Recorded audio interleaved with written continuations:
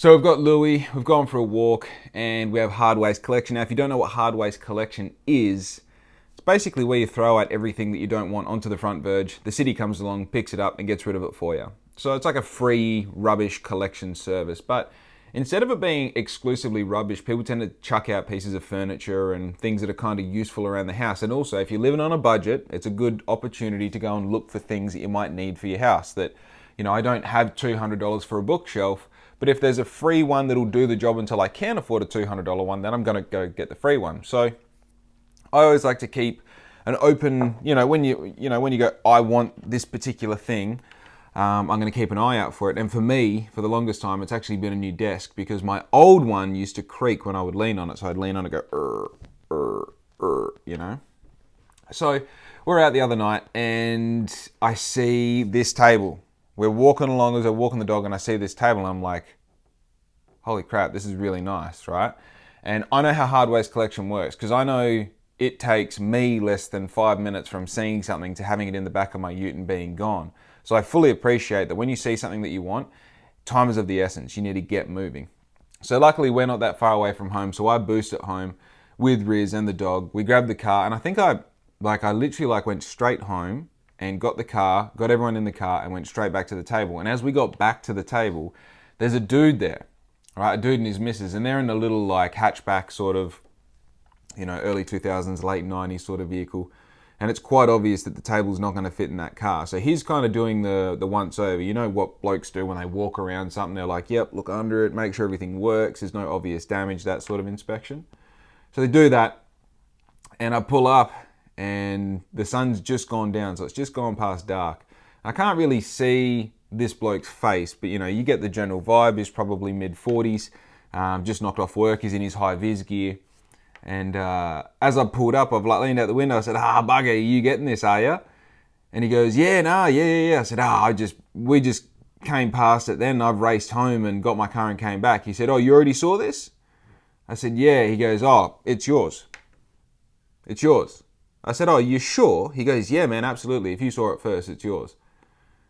And I pulled up the car. I got out, because I'm in that mind state of I get a bit of adrenaline when I, have these experiences of finding something that I'm looking for on the side of the road, literally for free, and a lot of the times it's great quality stuff. I've talked about this before. The clothes racks that I have for my business are these big, beautiful $800 industrial clothes racks. I got 4 of them for free because a hotel was chucking them out onto the front verge when I was in Perth 18 months ago. So I get these 4 clothing racks for free as I'm starting a clothing business. So I fully believe in putting intention into I'm looking for a bookcase, I'm looking for a desk, I'm looking for this, I'm looking for that, to the universe, and then physically look for these things, because then the universe will just chuck it to you, but you got to be looking for it, So I get this bit of adrenaline. I pull up onto the side of the road, and I'm got out of the car. I'm like, wow, I'm going to get this desk. In my mind as well, I've only given it a 30-second visual. Now it's got more value added to it because these other people want it, and I'm like, oh, now I really want it. You don't want something until you get told you can't have it. So I'm walking over there, and he said, you can have it because you saw it first. I'm like, you sure, man? He goes, yeah, I've just done up the thing underneath. So they got the 2 little hinges underneath, and it opens up, and everything works on it. And I was like, are you sure? I probably didn't ask him, are you sure, 3 times. In my head, I felt I was like, holy shit, I can't believe how genuine this experience is. And that's really the essence of what I'm trying to capture here, because he is running off old school way of thinking in my mind. That you saw it first, so it's yours mentality. Dude, that only works if you've grown up and understood that as a rule. Because if someone tries to imply that shit on you, or tries to tell you that that's how the way things are when you don't believe that, it makes no sense. You saw it first, so it's yours. It's yeah, dude, I'm the one here right now standing next to it, so it's mine. If he had said that, it would have been you know what, you're right. But I also, in a deeper way, understand when he said, you saw it first, it's yours. And that should just rock me for a minute, hey, because this desk is beautiful. It's actually a dining room table. And it's funny because when my dad had his business, he used to operate out of this diary, this A4 diary that I now also operate out of. This is my diary here. and it's like, you know, page 2 a day. I record everything down in it so that I don't just record things that are upcoming, I record things as they happen. And the cool thing about, sorry, let's just talk about my diary for a second. Cool thing about my diary as well is at the end of every day, I also do like a reflection. And that can just be like talking about what happened. That can be talking about a particular thing that happened and how it made me feel, if it was, you know, a big positive thing or a big negative thing. But it's just an opportunity to make a record of everything that's going on, at least for the business, so that in 10 years' time, when Black Ink is fucking a multi-billion-dollar enterprise, I can look back and go, this is exactly how it started. You know, I can reflect on these moments and days and weeks and months of absolute confusion and not understanding where I'm going, but knowing I have a greater purpose and I just need to continue on this path and do these things. I'll be able to reflect on that emotion as it's expressed in this diary. Anyway, as I was saying, Dad used to have his business, which was like a contracting business, and it had a lot of moving pieces, a lot of moving parts, a lot of people, a lot of tasks that were involved in. Like, it had a lot of width and depth, which meant that he always had to be recording things. And it's funny because he used to operate off the dining room table because he would say there was not enough space on his desk in the office.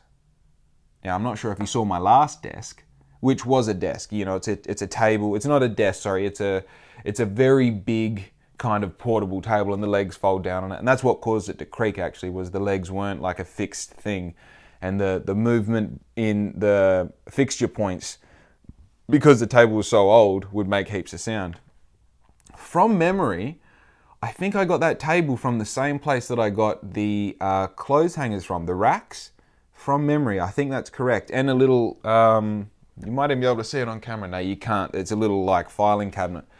Yeah, they were just like chucking out all this stuff at this hotel. And obviously being a hotel, they're like, we're not going to sell it on fucking Gumtree for $40. Just chuck it out the front and get rid of it. So when I saw this dining room table, my mind didn't go like, oh, it's a dining room table, can it work? I like had this prerequisite, this like preloaded idea that like, oh, this is a great desk. And the reason it's a great desk is because it's so big, because it's a dining table. It allows me to spread all my stuff out. And if I'm working on a project that requires 10 pieces of A4 paper, which I sometimes have, I can do that and it's not a problem. And you know what's really crazy? If I want to like double this thing's size, I just undo these hinges, open this bitch up, and we've got like another 100 square feet to play with. You understand? This table is the shit. So going back to when the bloke says, you know, this is yours, I'm like, oh, that's crazy, man. Thank you so much. And he goes, here, I'll give you a hand to load it. What? You've just let me have this table, which you know, I can tell this dude understands value. That's why he's here and fucking with it, even though he's got a Ford Festiva to take it home with. And I know this dude's smart enough to make a plan to still get it home, right? So I'm like, bro, you're going to help me load this thing in the back? He's like, yeah. Sweet. So we grab an end each, we take it across the road. It's quite heavy. And, you know, he looks at the back of the ute. I look at the back of the ute. I open it all up. Bob's your uncle. We get it in there. We're all good.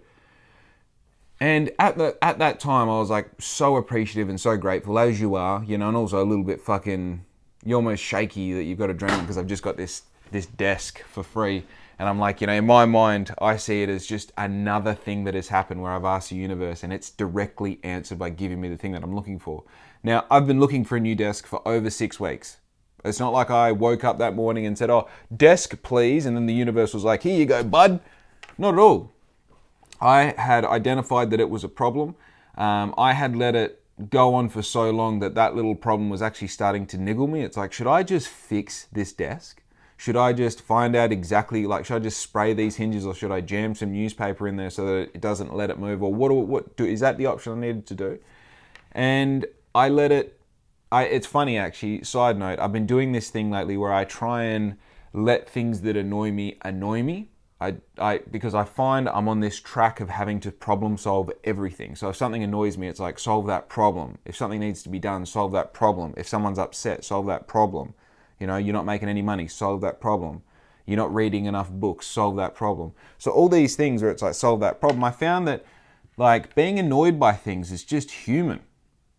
It's just human. It's not something that has to be fixed. And sometimes you can be annoyed by something all the time. And the muscle that you exercise of solving problems can be really strong, but the muscle of understanding and being able to manage something that's annoying is a completely separate muscle and needs to be exercised the exact same way if it's going to build strength. So to me, I was like, let this shit annoy you. Like, it's fine. It's a little squeak. Literally, it does not change your output at all. You control how much it changes your output. So let the squeak squeak, right? And then by the time I got to a point where I could understand that there was something happening, the desk was squeaking, I could isolate the trigger in my mind where I go, this thing's squeaking and it shouldn't be squeaking, and my whole life is spent at this desk, so I may as well put some effort into fixing this. And then I let that emotion spark that comes from the trigger, right? Something happens, you get triggered, an emotion follows, and then you've got a decision to make. Am I this emotion, or am I the person who deals with this emotion? So I took the second option as many times as I could until I got to a point where that became the natural way that I would go at that fork in the intersection, instead of going like, I'm angry, squeaky desk, motherfuck, you know? Instead, squeaky desk, I'm angry, and I'm on a boat in the ocean and the wave goes past me, right? That emotion just goes past me. The water goes under the bridge, the car goes past you, whatever you want, whatever fucking analogy works for you, the squeaky desk doesn't bother me. And Bob's your uncle. Just in that time period where the squeaky desk doesn't bother me, the universe goes, you know what? You know what, kid? You deserve it. You deserve it. How's this? This is the universe talking, by the way. The universe goes, not only am I going to give you a desk, I'm going to tie it in with a almost baffling experience that you're going to have with another person, and it's going to make you have such a deep appreciation for this piece of furniture that you got for free off the side of the road that you're going to talk about it on a podcast. Right? And here's me just fucking sitting on my couch making a reel or something to upload to bloody Instagram, unbeknownst that the universe is guiding me down this beautiful path of attaining a desk. And you know what? Here we are, right? Here we are. So the first thing I need to do is shout out homeboy who made all this happen for me, right? Because I could have just got the desk and it could have been beautiful and I could have had it and it could have da-da-da-da. But this now made me like reflect on what the fuck was happening. Right? This dude, in his mind, I don't know what he thought. I like to think that it went along the lines of, man, here's a young dude who realizes value. He's already been past here and he's now come back. So he's serious, right? He's serious. I found this a couple minutes ago, but this dude's serious. And when it comes down to it, if we're both at Bunnings and there's only one dustpan and brush left in the box in the middle where they put all the specials, and we're walking and I grab it first and I look up and someone else is about to grab it and he did see it first, that's his dustpan and brush, right? That's old school as fuck. That's the way my dad operates. That's the way all the people that I respect operate. They've got integrity about them, right? And you know, there's another bad motherfucker who has integrity about them. When that moment comes up, you be grateful and you accept it, you thank them and you move on and you pay it the fuck forward, because that's what it's all about, right? That's the shit that I put in my story last week saying, hey man, today's the day, buy someone else a coffee, pay it forward, buy the next person in line's coffee if you're at the drive-thru, like whatever it is, man. Just do a little something, just a little something now. You don't have to do a little something every day. Don't worry about tomorrow and the day after. Just do something today, you know? And it'll come back around. I'm not here to preach about this shit, man. I just wanted to say something that was cool. And man, hey, what are you growling at? I think she heard the chair squeak and she was like, don't worry, Dad, I'm onto it.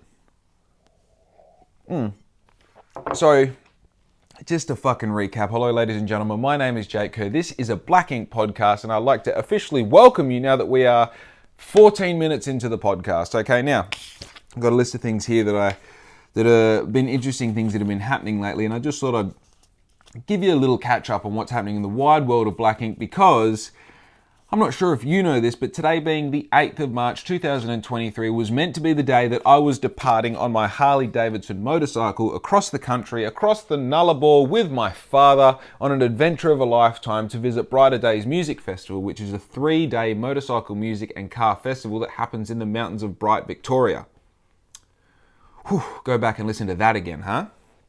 So, the idea was we'll ride across, take 4 days, get to Victoria, go to this festival, fuck around a bit, ride around a bit of regional Victoria and ride home. The whole trip takes about 2 weeks, and it's basically just 2 weeks of sitting on your ass on a motorcycle doing the thing. You know, if you're not doing that, you're drinking piss, having fun, falling over, da-da-da. And the whole lot was with my dad.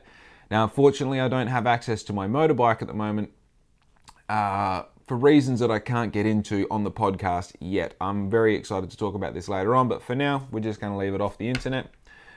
So, my plans have changed a little bit. Instead of leaving on my Harley Davidson 2 hours ago with my dad and heading towards Perth, towards Norseman, Baladonia, Ceduna, and so on, I'm now flying out of Bustleton at 11:15 on Wednesday morning, which is probably tomorrow if you're watching this the day it came out. So, my plans have changed. The amount of money that I would have spent on accommodation and fuel and bits and pieces across Nullarbor and back is about the same that it cost to fly and equip myself with a vehicle the entire time. Both of them have their pros and cons, both options. I wish, I've been feeling a range of emotions leading up to today because obviously the idea isn't necessarily about riding your bike across the country. It's not actually that fun. It's the idea of going through something that is, I'm going to say uncomfortable. It's an uncomfortable situation, but doing it with someone, it's kind of like if you go for a 3-day camp or something with, just a bloke, from work. And at the end of that 3 days, you two seem to have actually got a real friendship connection sort of thing. But for some reason, it doesn't really last when you're at work and that. That's because when you go through something that's even a little bit tough or a little bit difficult or a little bit uncomfortable, you tend to build a bond with that person. It's kind of like, trauma bonding sort of thing. Because we went through this together, we're closer. And to have that experience with my dad and to do it on, motorbikes and just how much that ties into our relationship and how important motorbike riding is to both of us, it's disheartening. I feel a little disenfranchised by it. I don't even know what disenfranchised means. I feel a little robbed, actually, because it's not necessarily the music festival or all the bullshit that goes into the planning and all that.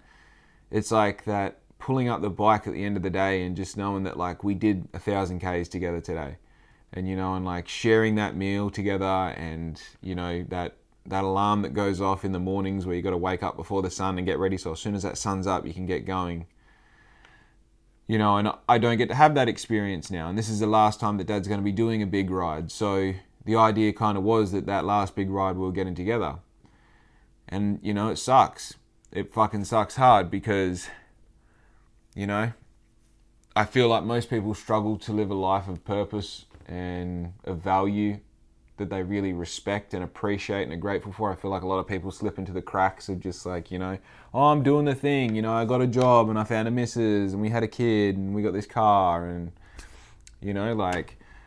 I feel like I've really carved out something cool for me. I'm not saying that it's cool in comparison to everyone else. I'm saying that it's cool for me. It's cool in comparison to me earlier in my life. And now I feel like I've really got a life that I want to live. And this was such a pinnacle moment in my plan for the year. It was something that I was looking forward to. It was something that this morning of leaving and, that fucking fresh air as you're about to embark on an $8,000 kilometer trip, the moments before that and then the moments during it, and then being able to reflect on that trip years later and all the little stories that happen. It's now I'm going to spend fucking 3 days with my dad out of those 2 weeks, and it sucks. It's just not cool. And, I guess I could recreate this another way. I'm just fucking thinking out loud at the moment. But to be honest, I'm a bit sad. I just wanted to, I'm not sure that, a lot of people knew that I was going across the country on my bike with a mile man because I was putting into my story the progression of building the sissy bar for the back, finding the saddlebags, making them fit, and then putting the batwing fender on the front, getting everything ready, getting the new tire, jacking up the suspension. And then, in 2 hours, I bloody lost it all. So, and I had a bit of an interesting situation following that where there was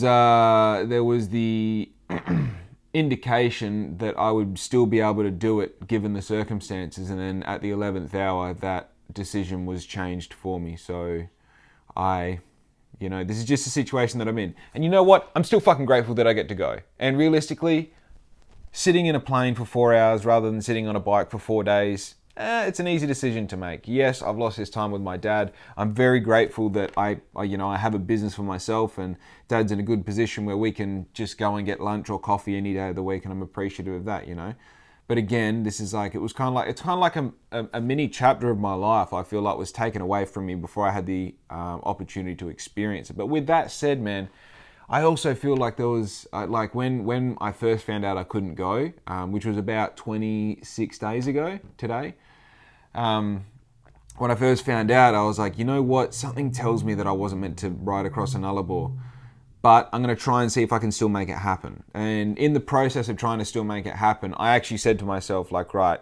if this gets through and it does happen, sweet. No more questions asked. But if this does go through and then something else happens, that is the universe saying, fucking bail on this. Do not do that. Do not fight a third time. Don't make it happen. You need to just fucking move away from it. Because the timing of everything else with the whole situation, as I said, I'm not going to go into it, but with the timing of everything else, it's too uncanny to suggest just coincidence, especially when I live such a life of intuition and also freedom that allows me to have purposeful decision making, right? So sometimes, like this desk arriving and like that bloke saying, hey man, have the desk, that's yours, have the table, that's yours. Listening to the universe in moments like that when you've been asking for a new table for the longest time, this is exactly the same for me. So it's like, right, we're going to take your bike away from you, the universe, we're going to take that away, and you're like, oh, but I was meant to, and the universe goes, I know, think about what's just happened though, right? We took your bike away from you just before you were meant to go and do something. Really? You think that's a coincidence? And I'm like, no, let me rearrange the universe to suit my liking. No, I'm going to pull this string, I'm going to put that letter over there, I'm going to see if I can, and what happens? The universe goes, okay, and then right at the last second, yanks it back again. You've got to listen to that. Now the universe is making it too obvious. If you go against this, you deserve whatever happens, right? So I go, okay, fine. And it took me 6 hours to decide, once I got that bit of information that the bike wasn't mine, I'm just going to fly. Because there was the option to drive with Dad. There was the option to, get someone else's bike and ride that, which I'd be very appreciative of and grateful of as well. But at the same time, I want it to be my bike. That's how I saw it happening in my mind. I don't really, I'm not fucking with getting a back injury just because I need to make it happen on a motorbike, which is what happens. You ride someone else's motorbike that you're not used to, and they've got a different seat, a different setup.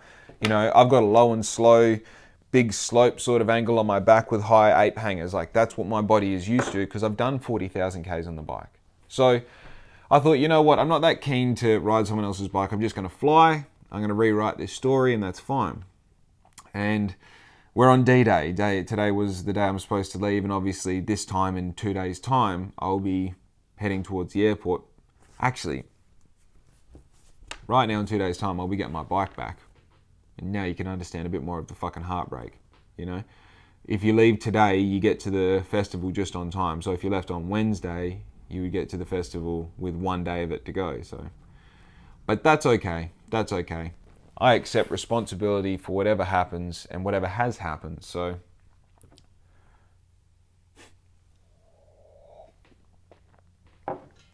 interesting little spot in my life. I've been trying to make sure that I get all of the work that I need done before I leave.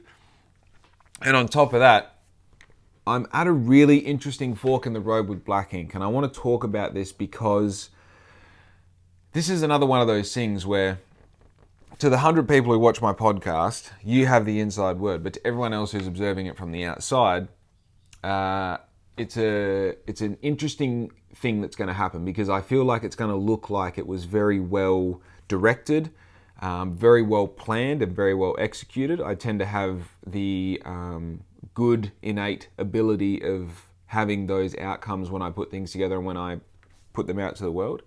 A lot of the times behind the scenes, I'm actually just, hair falling out, stressed, trying to go like, oh fuck, how do I make this happen?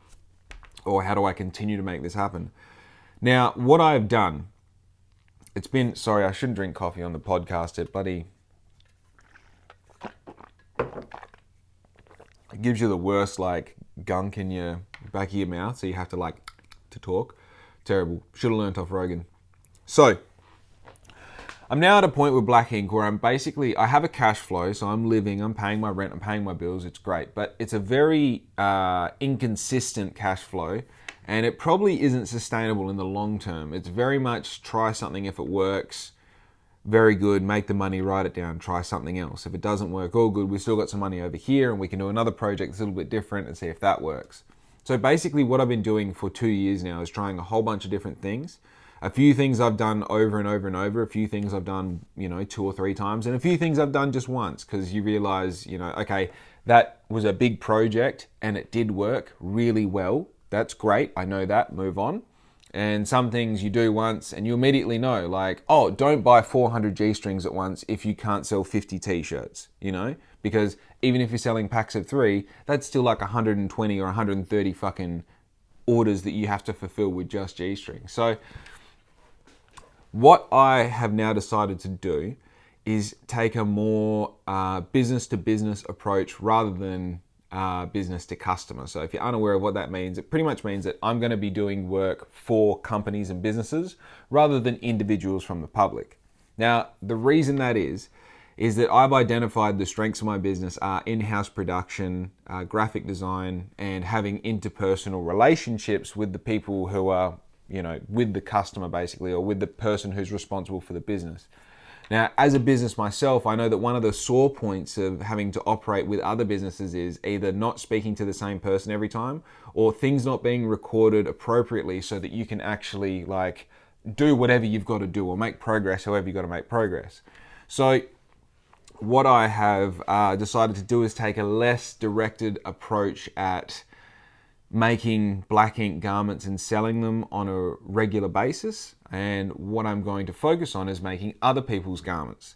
Now, I believe I have the skills and the knowledge and the experience necessary to make things that look good. Because essentially that's what all this is about, is making things look good. The next step is marketing it well. And then the step after that is selling it well. Now, I've had to get good at all of these steps myself, because I'm the only one who runs this business, and expand my knowledge on those things appropriately and timely, or in a timely manner, so that, you don't get really good at marketing before you can make a good product or before you can sell it well, and change any of those 3 words out with the other word. You don't get good at sales until you've got a good product and you know how to market it well.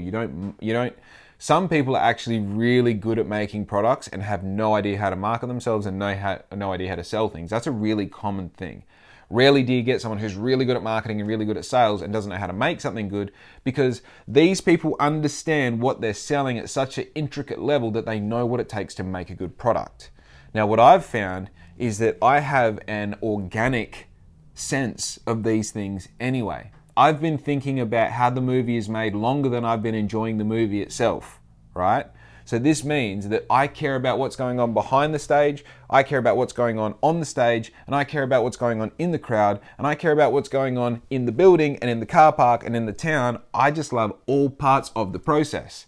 I love the fact that Black Ink has had times of absolute fucking no hope and despair, and I love that Black Ink has had these pinnacle moments where I've made heaps of money, made a great product, marketed it really well, and sold it really well, and everything in between.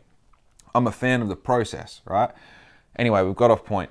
So what I've done is I've gone, right, what are the sore kind of pain points of my business, and where do they exist in other businesses that are around me, okay?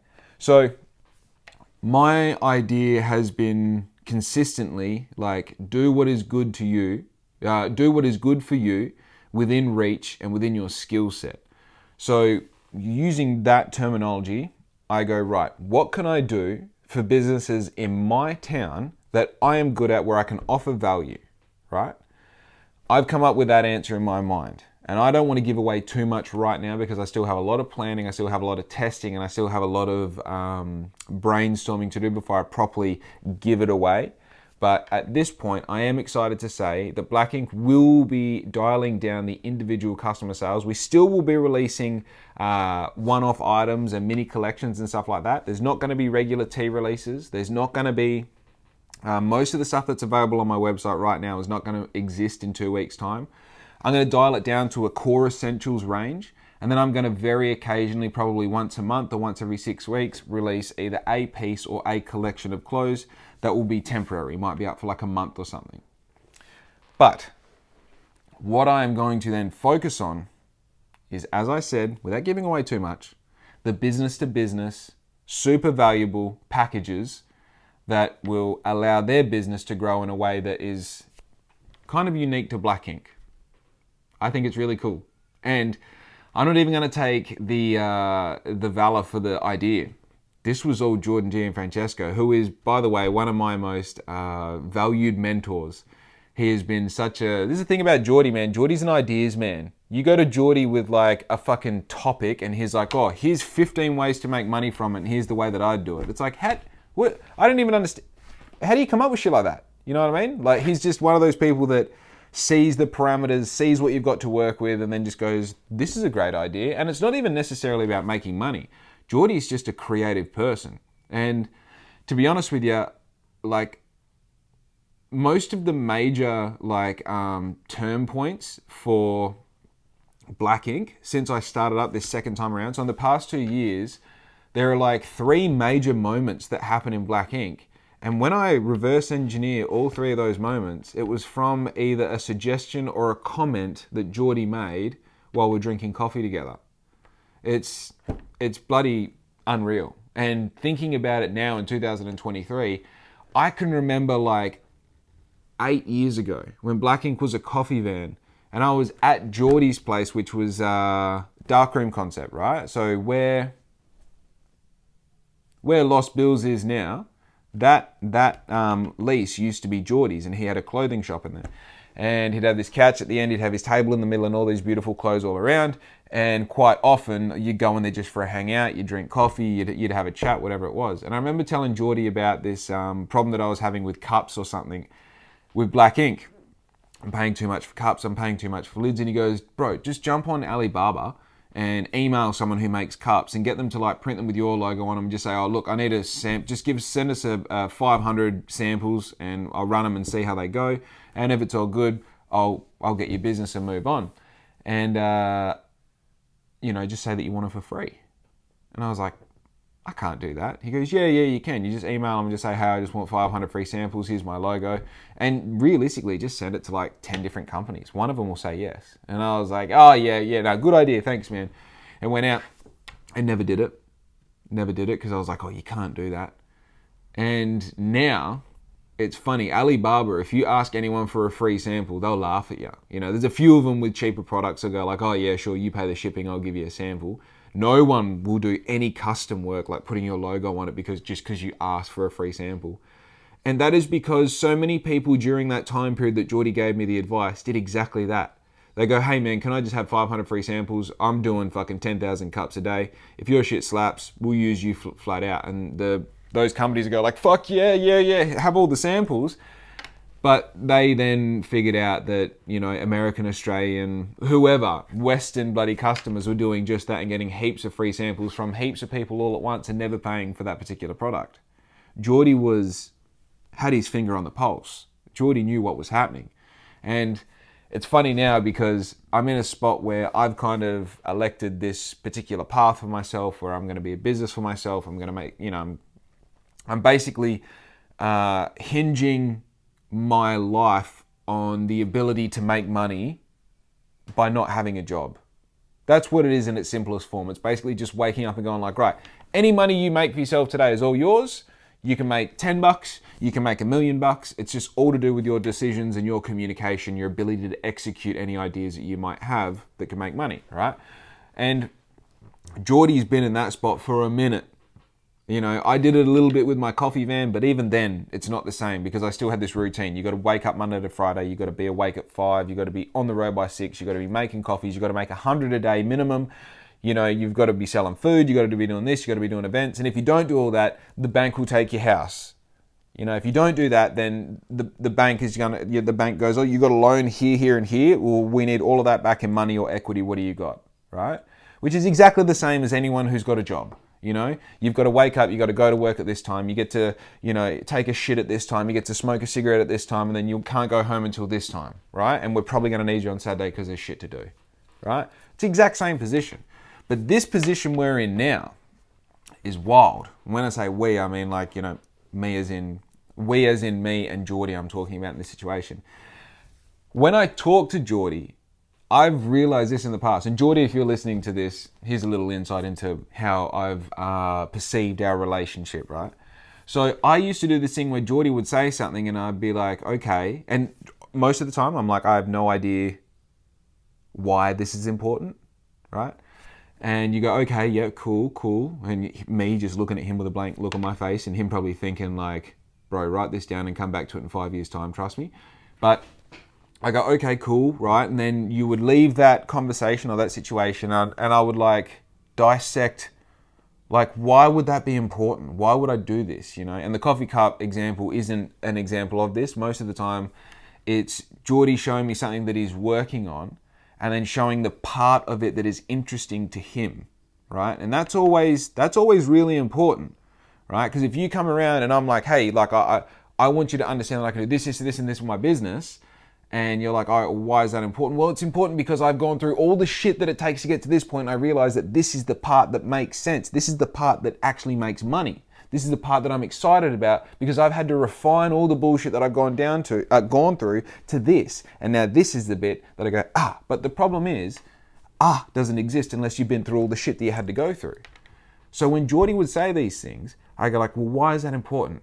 And most of the time, I would just log it in the back burner and go like, I'll come back to that because it doesn't make sense.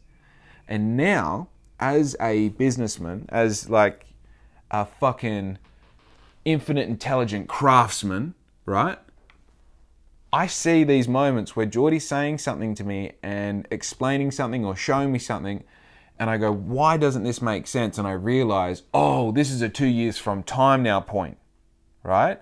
This is a point that makes sense to him because he's been through so much more of this, like trying to travel through space and time with no obvious direction that you're meant to go in, but just kind of feeling like this is the right way to go, so you keep going. He's been doing that for that much longer that he's giving you a cheat code right now, right? He's giving you the ability to go like, oh, this is important. Here's an analogy of how it works and here's why it's important with that. It's not necessarily this that we're talking about, but it's that structure that you can then use for other things. Now look, Jordy, I don't know if you're having this going on in your mind as well. It probably isn't happening like that for all I know, but this is what I'm taking out of our conversations now. And now I feel like, as odd as it sounds, and this is just like a coping mechanism of my absolute, I don't want to call it lack of education, probably just lack of business experience. I have this ability now to understand things where I go, okay, see the bigger picture. Understand that, you know, when Jordy gives me ambitious ideas, when he gives me these things that are massive ideas, right? Massive. Listen to it. Don't try and come up with your way. Don't try and come up with a way in your mind as to why it doesn't work or reasons why it doesn't work. Vote for this. Pretend that you're playing devil's advocate to your devil's advocate to him, right? So your immediate thing, and this is I don't know if this is just me, I don't know if this is fucking everyone. I've got a feeling it's everyone. So when someone tells you an idea that isn't your idea, you go, no, here's why it doesn't work. Here's why I'm smarter than you, right? That's what you do. So you need to play devil's advocate to that inner bitch that you've got and go, okay, I get that I don't want to agree with this idea, but I'm going to pretend like I have to agree with this idea and defend it, right? And then when you start to defend things, I go, oh, dude, this idea is fucking sick. If I did this for 5 years, the overall outcome is so much more significantly bigger than if I follow this bullshit that not bullshit, but this idea that I have from my experiences, from everything that it's taken me to get to this point. Yeah, it's, I was level 1 and now I'm level 5, right? But when a level 15 gives you some advice, you know what you do? You take it. Because they had to get 10 levels ahead of you to get to the point where they realize that advice is important. So now I get this idea that he's given me about black ink, which, by the way, I didn't ask him for. This is the thing. This is the epic thing about creatives, right? Is that life is so open and free for chances or for episodes of creativity to happen that most of the time you don't sit down and try and come up with a good idea. Most of the time you're like drinking coffee and you're like, oh, true. Oh, let me write this down. Oh, wow, hang on. Yeah, get the pen, get a whiteboard, shit, right? And like I went round there just to have coffee. I went round there to talk to him about some shit that I'm going through personally, right?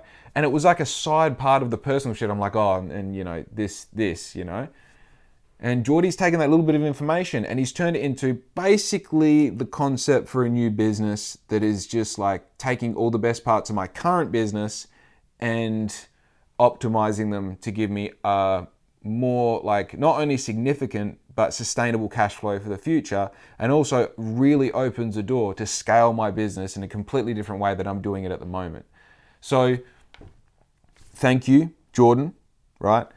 And also keep giving me ideas, right? Because every time you give me an idea, it fucking tends to jump me forward one of those stages. Dude, this is the thing. Do you want to know the person who told me about vinyl transfers? It was fucking Jordan.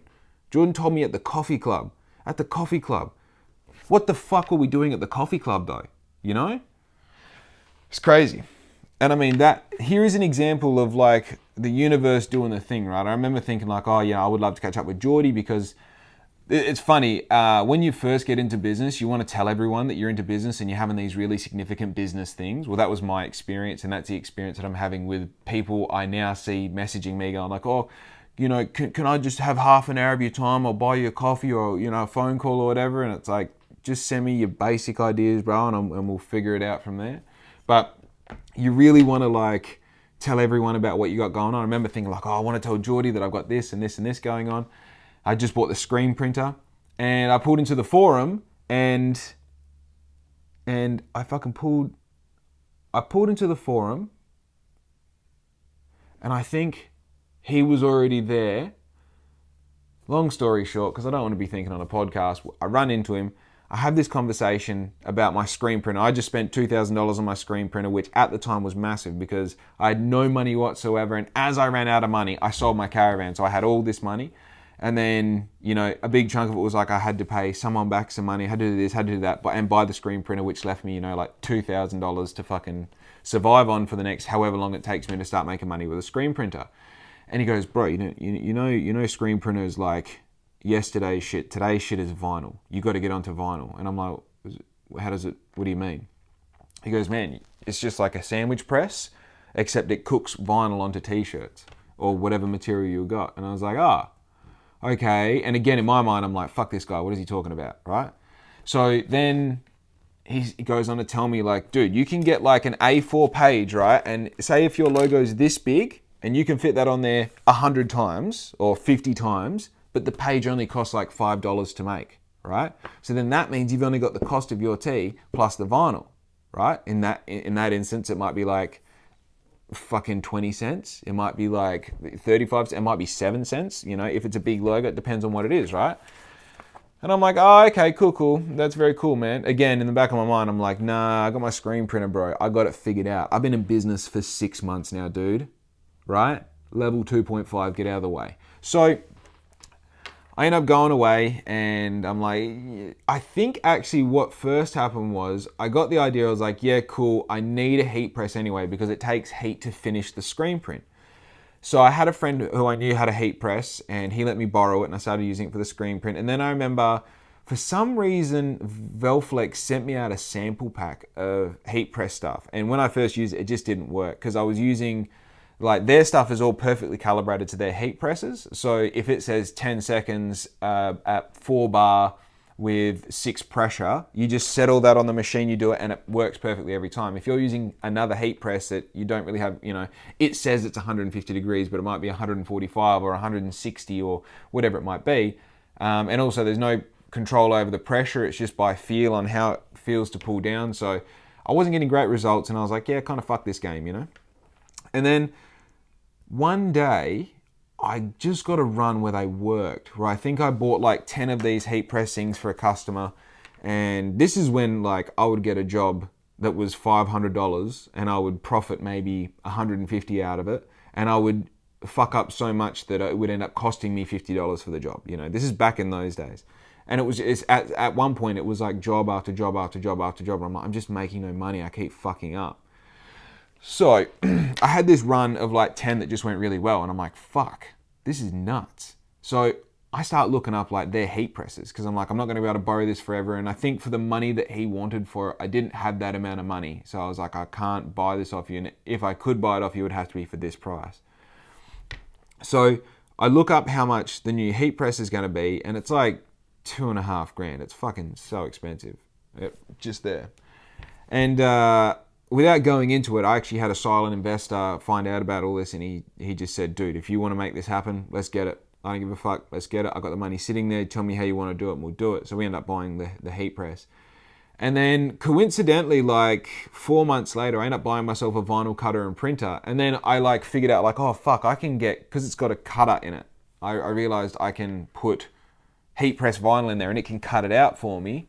And then I can apply that onto the shirt and I can do like solo color stuff. So I'm like, shit, I can do everything that my screen printer can do. So I'm like, okay, well, let's get rid of the screen printer because it takes up all of my space. So I get rid of the screen printer, I sell that.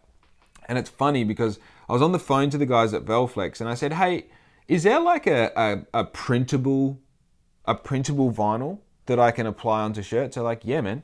Yeah. I said, oh, so what type of print do I need? And they're like, oh, you need EcoSol, you know, what is it? Cayenne, magenta, you know, whatever the colors are. I was like, CMYK. And CMYKB. Anyway, Young Money, Cash Money. It's not that. It stands for the names of the colors. And I was like, oh, so I've got a Roland SP300V and it takes EcoSol, you know, RGBC, whatever it is, RGBK. So that means that if I got this vinyl, I could print it and cut it and apply it onto shirts. And they're like, dude, fuck yeah, you can. And this was when it all changed, dude. This is when shit all changed, right? So that then allowed me, I got rid of the screen printer, I got my money back on that investment. I could now execute everything in my range from inside my fucking studio. And if I couldn't do it, it meant it got done locally at a DTG printer. So all of the full color stuff that takes up a lot of property on the shirt, if you use vinyl, you can feel that property underneath the shirt. So if I had a big transfer here, you would put your hand under the shirt and you'd be like, oh, it's right there, I can feel it. So this here, even though this is small enough to be a vinyl transfer, this is a DTG print, which means direct to garment. Now, Shane down at Bunbury Print does all of my direct to garment printing, right? So anything that I can't do, anything that's very vibrant or uses up a lot of the property on the shirt, I get it DTG printed because it's the smarter, more long-lasting option that's going to give you a better color for a longer amount of time, and you're not going to feel it as you're wearing it. You know, you get sweaty and you feel that vinyl, you're like, fuck me, why isn't this a DTG? So this was a major moment for Black Ink because it now meant that I had complete ability to create whatever I wanted as far as like basic garment decoration is concerned. This all came from that conversation with Jordy, right? All came from that conversation with Jordy. By the way, the part that I was thinking about that was so memorable about that particular coffee was that when we walked back to our cars, we got out the front, it's like, oh, where'd you park? And he's like, oh, I'm over here. I said, oh, I'm over here as well. We fucking coincidentally had parked like in front of each other. It was fucking nuts. It was nuts for me, you know, I lived a pretty basic life up until that moment. Now I get fucking tables for free off the side of the road given to me by good people, by good men. Dude, if someone is parked in front of me at fucking the Forum now, I'm just like, oh, wow. Nah, I'm just kidding. It's still pretty impressive. But yeah, man, that's the thing. Like, so many moments of Black Ink's history have been like really hinged around conversations that I've had with Jordan. So now I try and have as many of those conversations as possible without being annoying, which reminds me, I should probably send him a message and have coffee with him before I go to Melbourne. And dude, I'll tell you one thing you fucking cannot do is bring up owning a dog around people who have new children. Now look, there are two of my very close friends at the moment that have brand new children. And I mean, one of them I'm kind of talking about you, but not really because he gets it. Both of you, I'm not talking about you. I'm just saying in general. Like, I love my dog to death, but goddamn, I can't say that around people who've got new babies. They're like, you don't fucking get it, bro. This guy thinks he loves his dog. Wait till you have a kid. Wait till you have a kid, bro. Then you'll fucking understand what love is.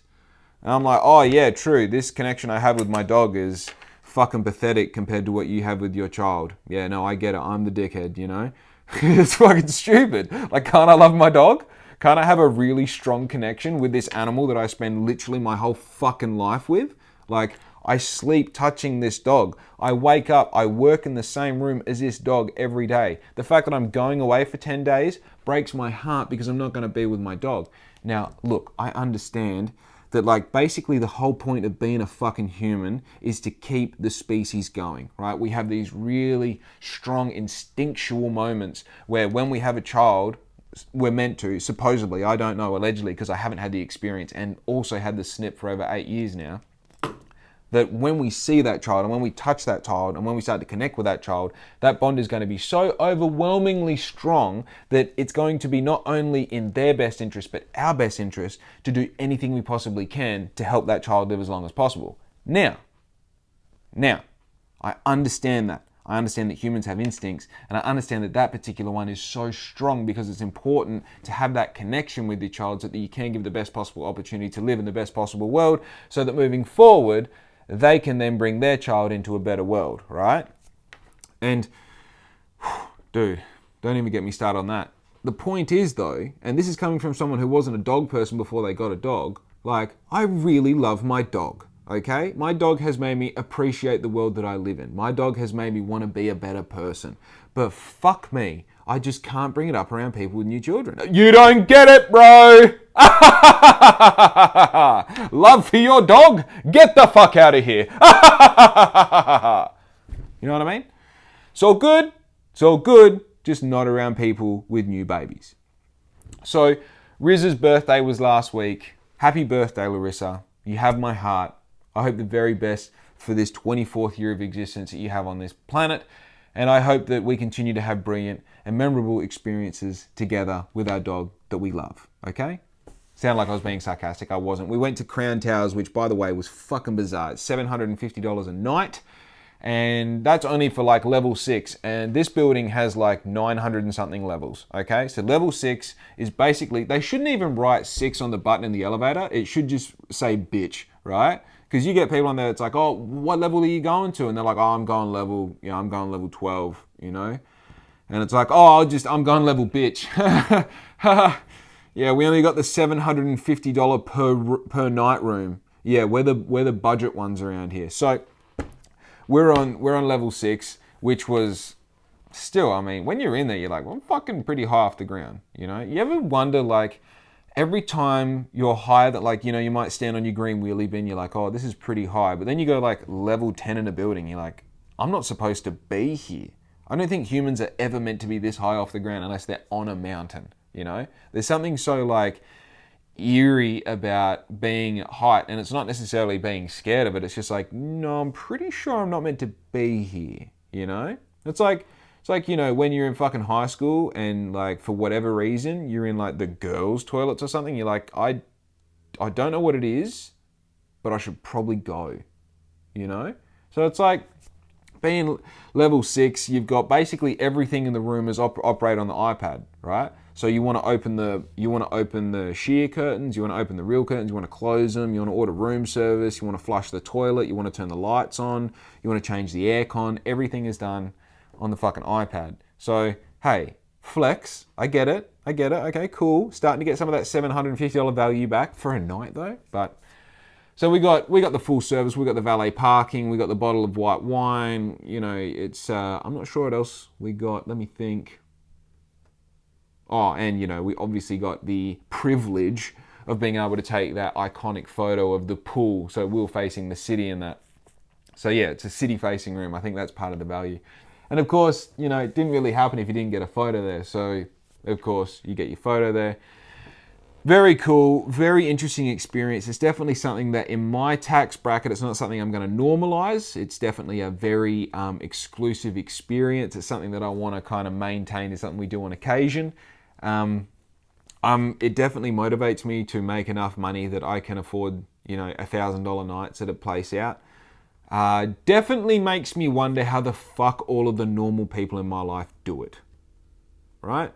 Because two scenarios, okay? Two scenarios. You either can't afford to do it or you can afford to do it and you shouldn't be doing it, right? Let me explain.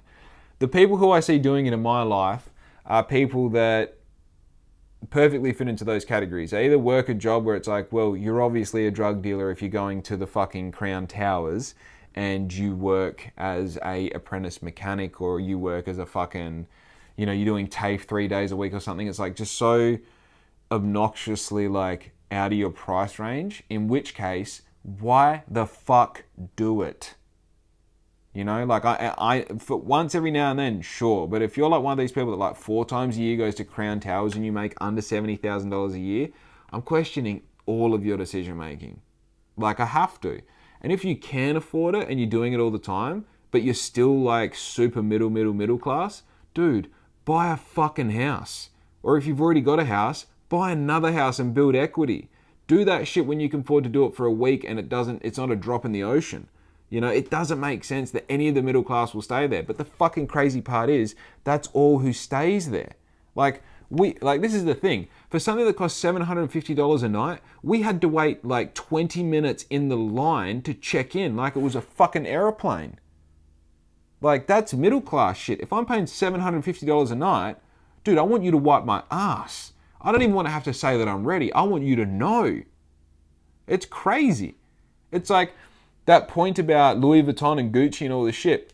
When you see people lining up for those stores, dude, that's not rich people lining up standing on the street.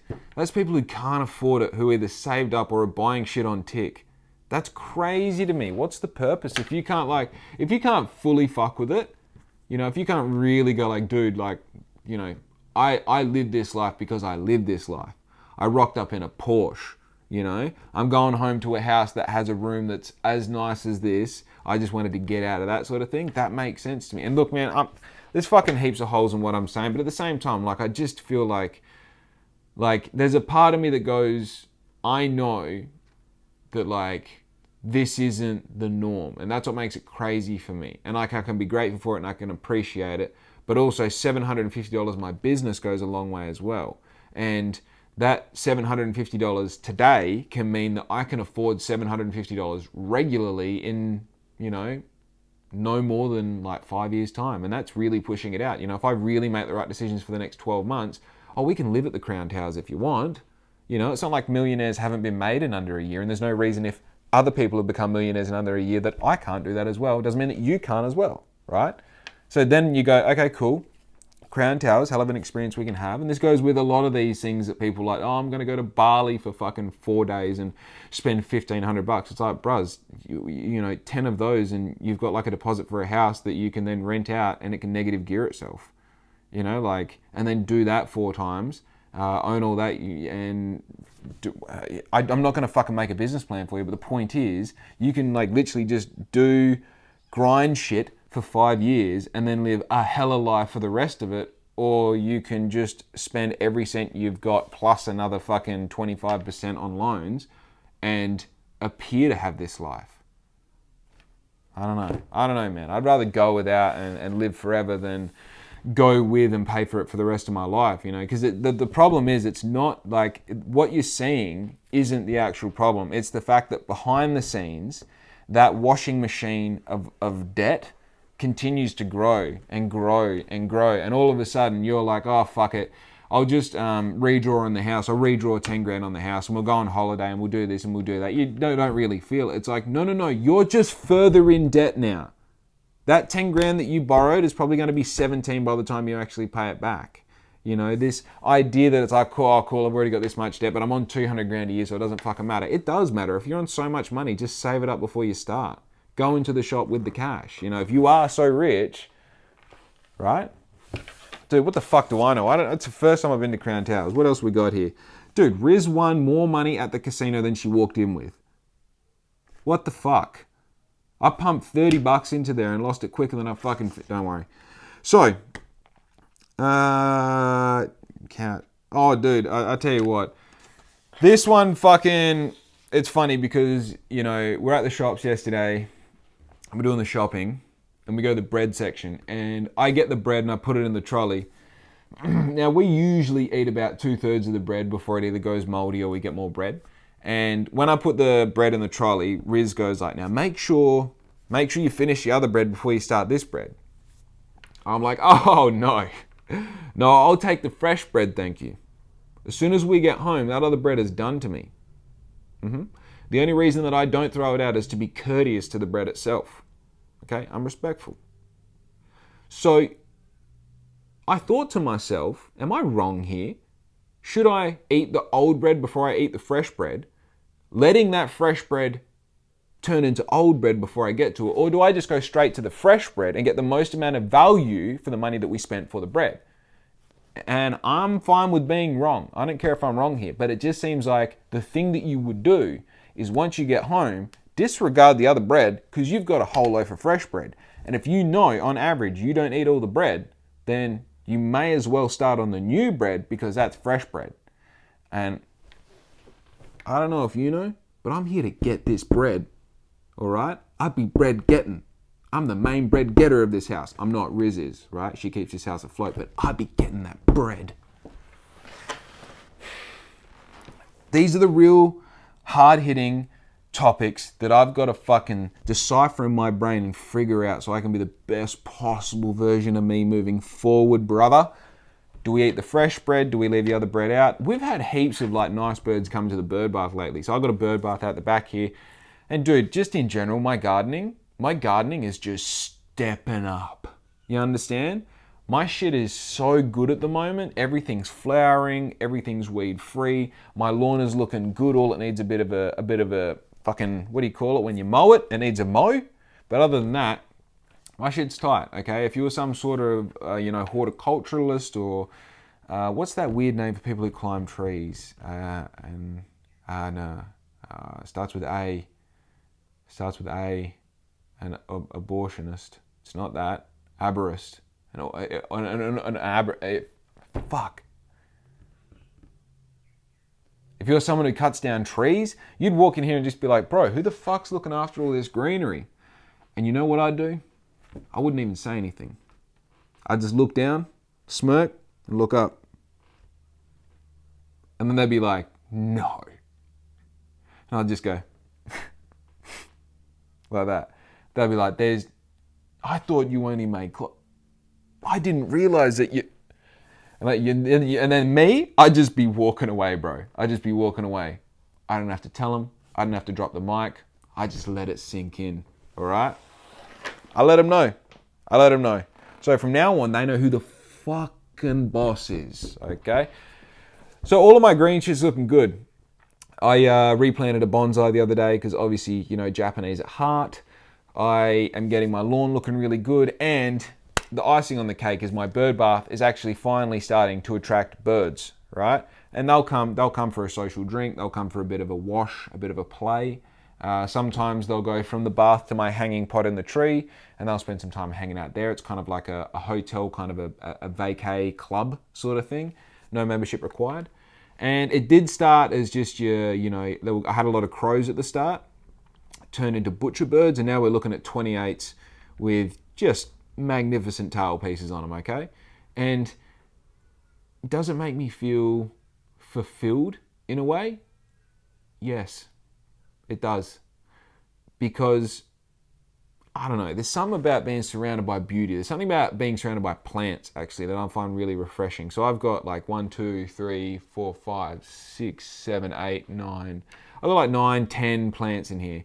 And ever since bringing the plants in here, it's like, it's never stagnant, right? So if you come in here in the middle of the day, I've got some incense burning, maybe we've got the aircon on, it's just nice and fresh in here. And then you've got the greenery and like the plants. The thing about plants is like, you've fucking committed to this life force that you're gonna keep it alive. This plant needs you. If you're gonna take it out of its natural habitat, you're gonna put it in a pot, you're gonna trim it, you're gonna do whatever you want to it to make it look, it's, what you think is the best, then that's your responsibility, dude. You've got to now you made this commitment to this plant, you've got to keep it alive.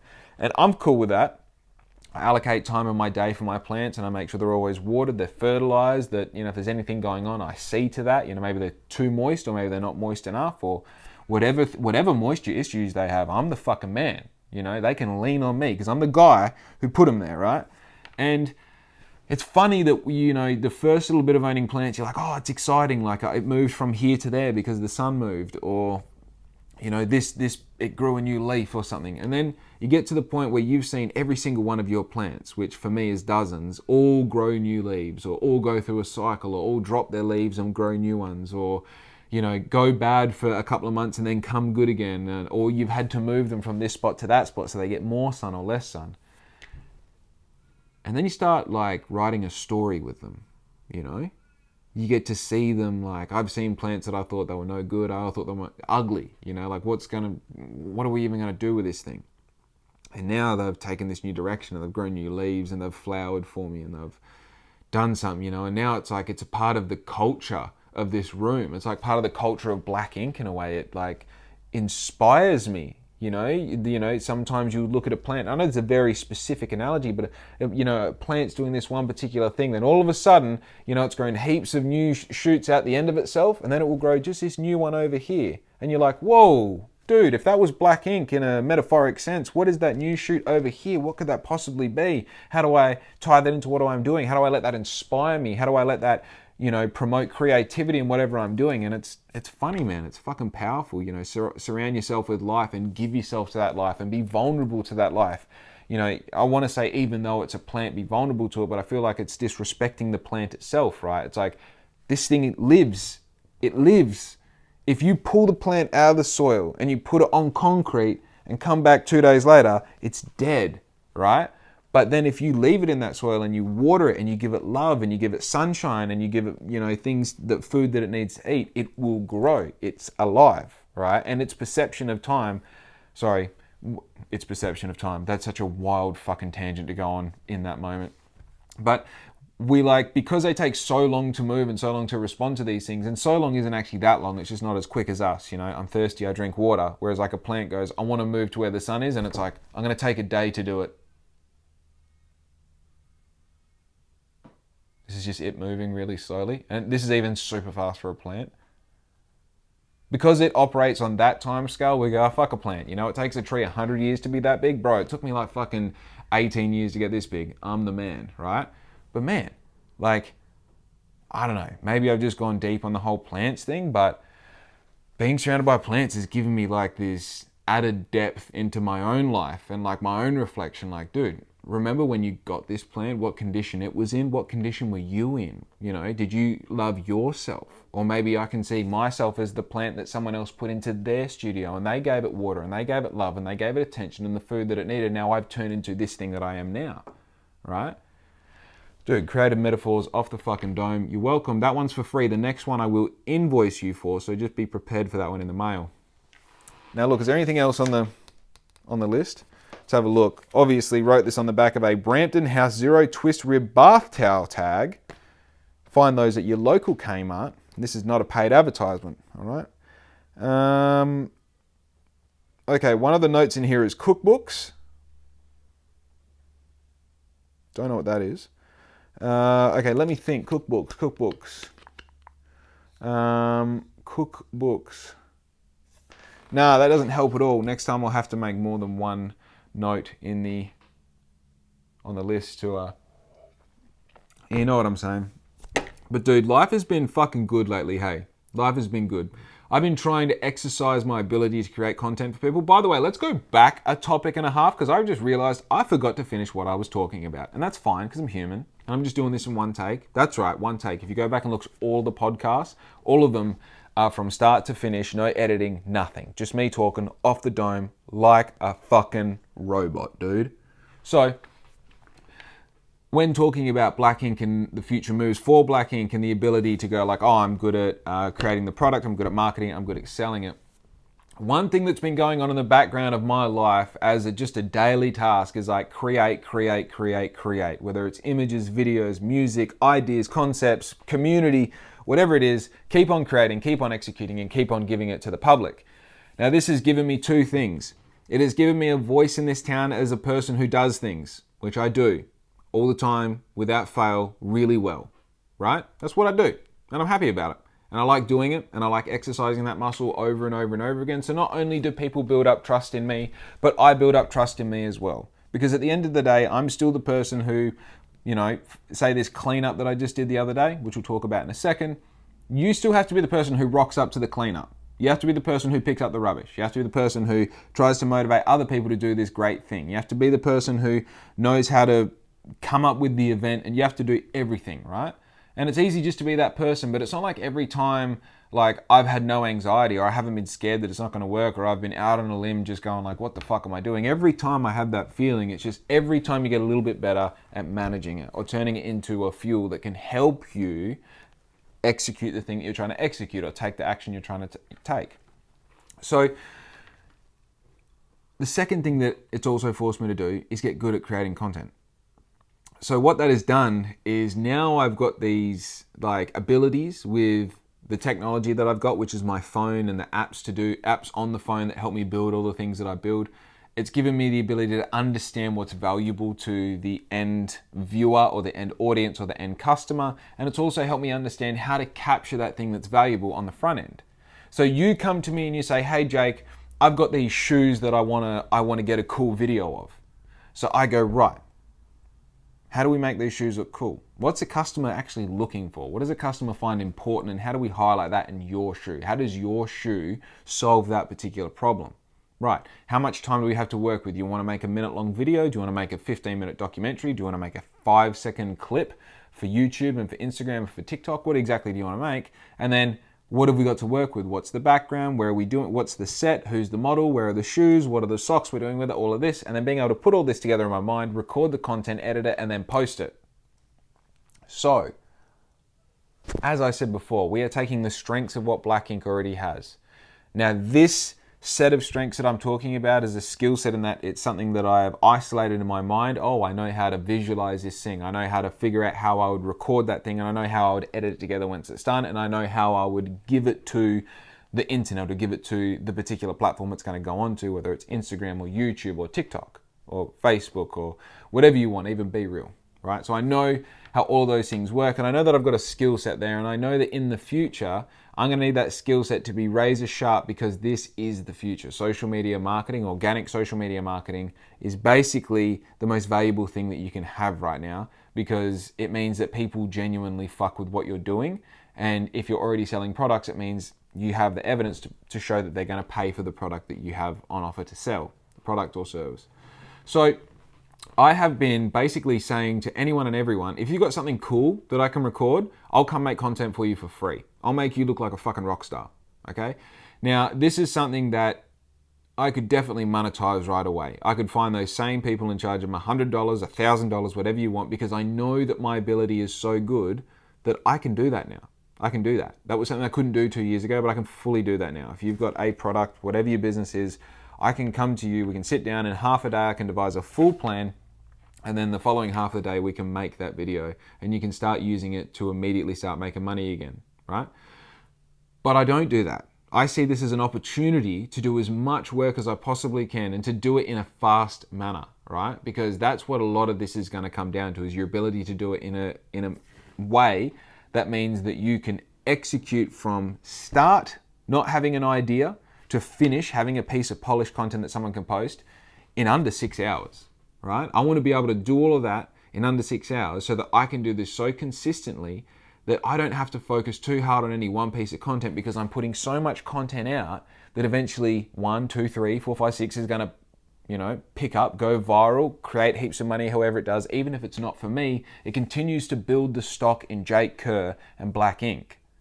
So I'm just excited at the moment to be offering that particular service for free to basically whoever. Now, I at least want to fuck with what they're doing a little bit. I understand that it is exercising another muscle by trying to make something that you don't believe in look good, but I feel that there is something disingenuous to my own time if I'm there going like, I don't fucking want to record how these kids' toys are cool. Like that doesn't interest me. I feel weird doing it, But if you've got, like, for example, if you've got a car that you want to get a wicked fucking video of, I am the guy. I love cars. I love videos. I can use my skates. We can do what, we can work with that. So I'm just excited to be doing, I'm excited to have isolated that I really enjoy doing that in my own skill set and in my own time. And I'm very excited to be able to really push that into the business and create a space for that, so that in the future that can create money. That's its own income stream. That's its own separate thing. So very exciting. Very, very, very exciting. So we did our cleanup the other day, which was the second ever official Black Ink cleanup effort. The first one was, of course, at Turkey Point at the Cut, which was about a month ago. We collected over, I think it was 6, 7, 8 bags, like those big Hessian sacks of rubbish. We collected 2 car seats that had been dumped out there, I think from like a patrol or something. And we had about 10 people show up. It was a great time. Thank you to everyone who did show up to that. Now, number 2 was at Rocky Point Wailup. Wailup is the spot that is to the right or to the north of Back Beach. It's that whole point from there to the Lighthouse Hotel. It's about a stretch of maybe 1 kilometre. It's all beach, dunes, park area. There's a playground. There's a couple of footpaths. There's some barbecue areas. And basically, it's just a beautiful spot in Bunbury that, being across from the Runners Club and also being parallel to the car spaces that are available for caravanners and, the people who drive their buses around the country and the minivans and stuff like that, they can all park up there for free for 2 nights, I think. So there's a lot of tourism there.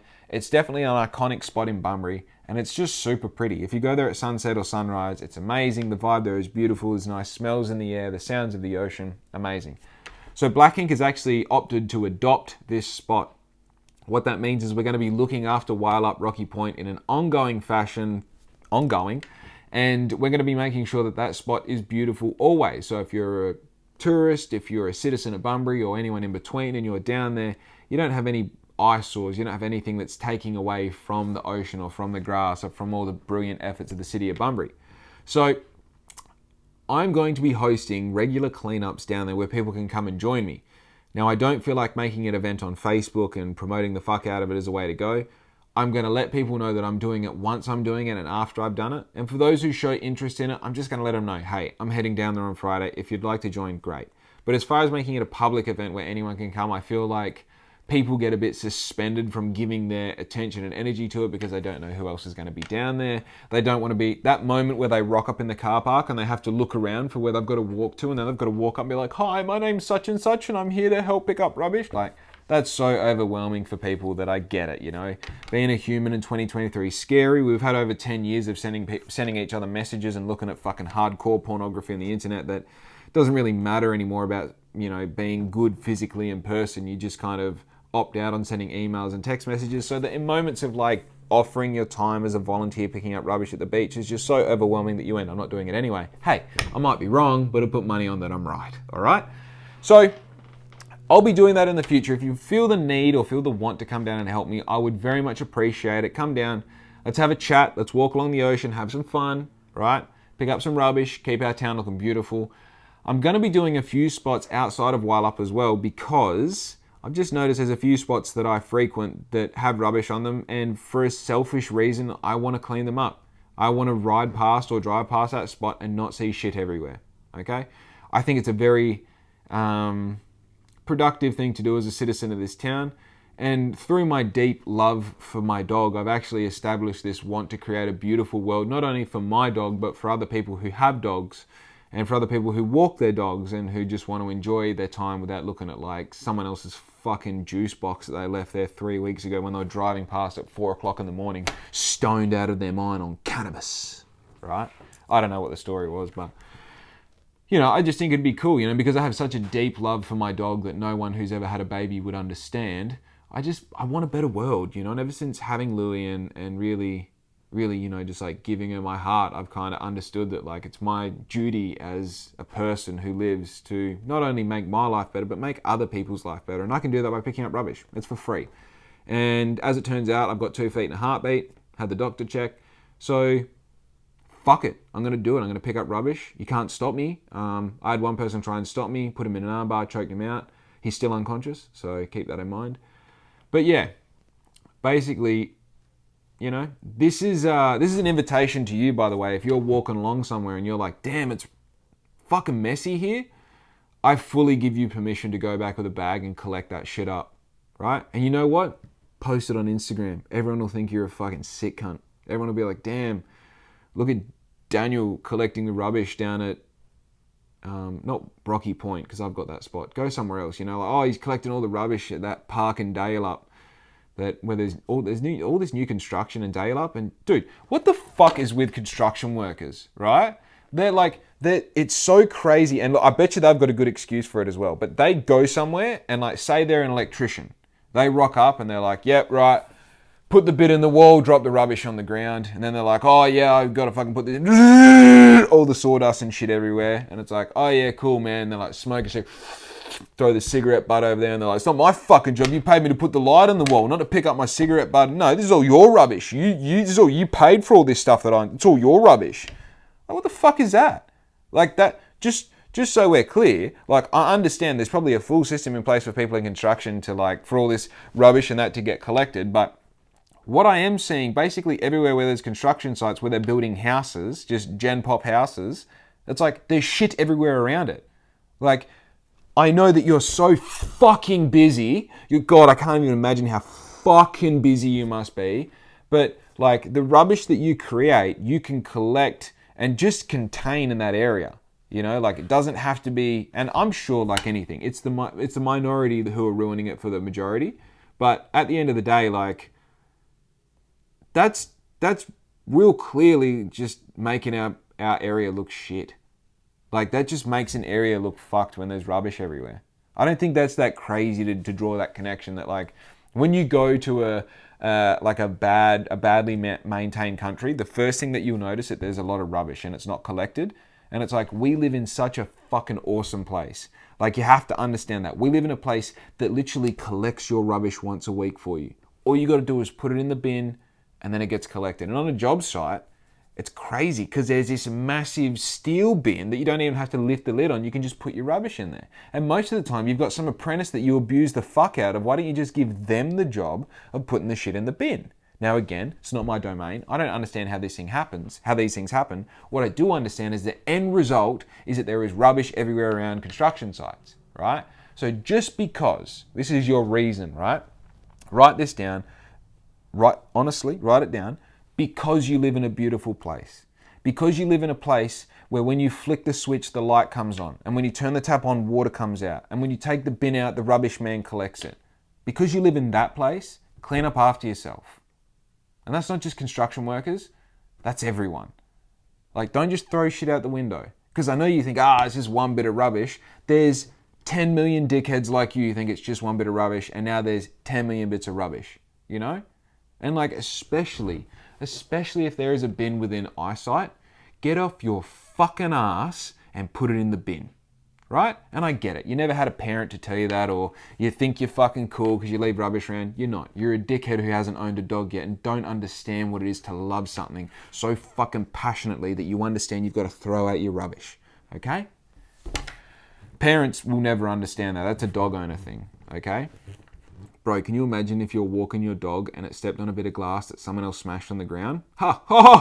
Oh, if I know who they are, I gotta kill them. You know, you cut open my Louis' paw, I kill you, okay? That's a joke, by the way, it's not. But yeah, dude, I don't know, I've just been feeling it lately. I've been picking up rubbish, I've been feeling good about it. People are fucking blowing me up because I'm doing a great thing for the community, I guess, you know? No, I love it. And I love it when people come and get involved because they just want to, you know? I've met about half a dozen people that I never met before because they just saw that I was doing it and they came down as well. Dude, it's more courageous for you to come and join me than it is for me to do the whole thing, okay? I'm just a weird fucking extrovert dude who likes doing things in the public eye. I'm an attention whore. You're just a dude or a chick who does whatever you do and then you decide to do this thing with me. So I applaud you if you're that person. I applaud you if you're that person in the future and are being inspired right now to come and join me to pick up rubbish, or just do it in your own time for yourself. How fucking spectacular that is, okay? Now look, I think that's all I've got to talk about. I feel like you're sick of my voice. I'm sick of my voice. This has been a beautiful podcast, and I hope one day we both look back at this podcast and go, look at where he was at that moment and look at where he is now. And I hope that is the absolute same for you. Look, be good to your mum. Don't forget to call your grandparents and tell them that you love them if you still can, okay? If you still can, just call them up. Hey, what's up? I just wanted to hear your voice. Just want to tell you that I love you. I will tell you that I'm having a good day. I hope you're having a good day. What's been going on? 20 minutes. Look, Nan, I got to go. It's been great talking to you. Thank you. I love you so much. I'll talk to you soon. Bang. Do you know what that does? Do you know what that fucking does? That means that when you're a fucking old wrinkled up nana or papa, you're going to be getting that call from someone who's paying it forward to you, okay? Because some weird dude with face tattoos and a podcast told them to tell their grandmother, okay? That's all it is. Be good to your mum because I am fucking out.